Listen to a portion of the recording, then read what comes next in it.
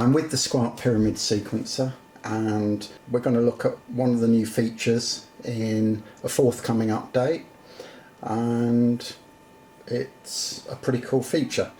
It's related with track and pattern settings.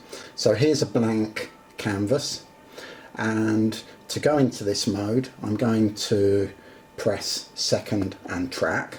This has now put me into the track settings page. Here we can set the name, and you can see it's underlined there, and here is various properties for run mode. There's some transpose mode settings and pattern settings. So first of all, we're going to set a name.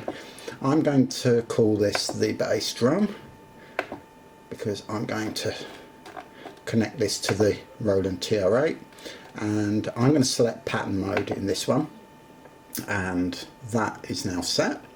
And what you'll see now is that pattern 1 and bass drum is shown.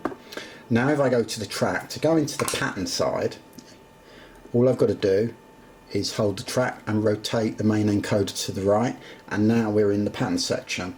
Now we can have and attach 32 patterns to that particular track. And so in this one I'm going to now flip over to Euclid mode, because I found that quite pleasing. I'm going to select C2 because it's the bass drum and that's the note for the TR8, and we need to also set the MIDI channel to 10, and now okay, so I'm going to go 12/7, so I like 12/7.